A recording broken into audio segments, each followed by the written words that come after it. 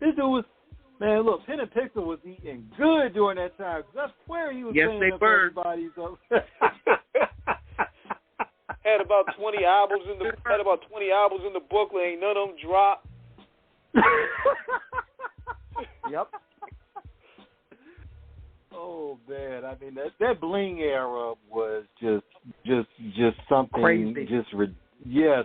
When Cash Money got on after you, when you were at, how did the deal with Universal come about in terms of how were you finally able to lock that in terms of them saying, okay, we're going to run with this? Because Birdman said, and I believe Double XL some years ago when they did an interview with him, he said that deal we got with Universal, $30 million up front, he's like, you ain't never going to see nobody get a deal like that again.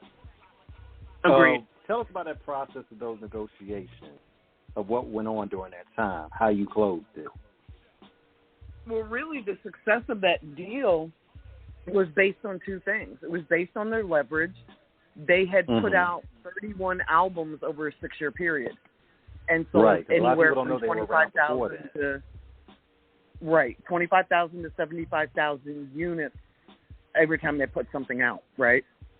So that was the first reason that deal was amazing. The second reason was they let me say no for 9 months, and most artists don't have the ability to believe in themselves enough to do that. So the first offer was from Penalty Records through Tommy Boy. It was for just Juvenile, and it was for a $75,000 advance. And what the hell? It was kind of laughable because they were making so much money. You know, they were making $12 a CD, and they were putting music out every 6 weeks, just like Master P was. So, you know, they were being offered like 10% of what they were already making, and it just showed how ignorant the music industry was. That was in August. Right. That was maybe 2 weeks after they had brought me on board to shop their deal. And I realized that my job wasn't to really negotiate a deal. My job was to explain to the industry their value. So I put together a business plan and shopped them like they were IBM or Coca-Cola. I basically put together a plan that showed their genius, their ability to make money, and, you know, listed everything that they were doing. It had spreadsheets, it had everything. And I remember when I sent the plan to Mel LeWinter, and I sent it through my attorneys. And Mel LeWinter, when he got the plan, he called the attorney and screamed at him at the top of his lungs. And then the attorney called me and said, well, thank you, Wendy. I just got screamed at by Mel LeWinter because you're asking for too much. I'm like, I'm not asking for too much. Like, if they're going to do a 50-50 deal, which is what we were looking at, and they were already making millions of dollars, why would they do a deal, give up half of their company, you know, in a joint venture for, you know, less than half of what they were already making? It didn't make financial sense. Absolutely not. When the lawyer said, okay, well, he just yelled at me, and I think you've destroyed my relationship with the president of Universal Records. Thank you very much. I called the guys at Cash Money and said, okay, look, we've got to put out one more record right now, and we've got to bump it up a notch, because at this point you're only selling between, you know, 5,000, 25,000, 30,000 CDs. So I had just come off of working with Twista and Do or Die in the Midwest. So I had like all of these relationships with retailers in the Midwest and DJs and, you know, basically the whole industry in the Midwest from the success of Twista and Do or Die. So when we put out that next record, we were able to get it to 75,000 units sold like within weeks. And when Universal saw that, and it's really hard to miss that on the charts, right? So when they saw that, Mel LeWinter called the lawyer back and said, you know, Peter, I might have been wrong. Like, I'm sorry that I overreacted, but I'm seeing them on SoundScan, and they're at $75,000 in a couple weeks. We want to meet with them. So they assigned it internally to Dino DeValier, who was the A&R person. Dino called the lawyers and said, let's set up a meeting. And I said, no, we're not going to meet with Dino.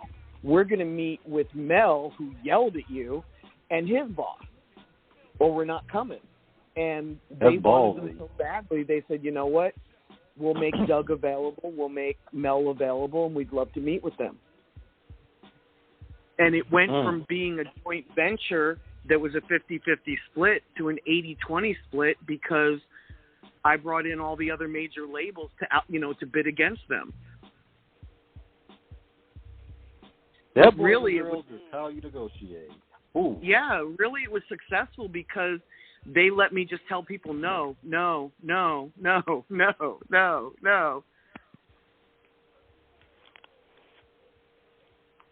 And from that perspective of it, people have to understand, because Cash Money had been around since the early 1990s. 98 was when, of course, the big introduction to the world came in. Juvenile's Ha, of course, 400 Degrees was but that was the started the label. They started the label in 91. Right, exactly. They just didn't grow outside. Yes, they must have. They didn't grow outside. I'm sorry. Y'all would say they was gonna probably say have 40 or 50 underground releases.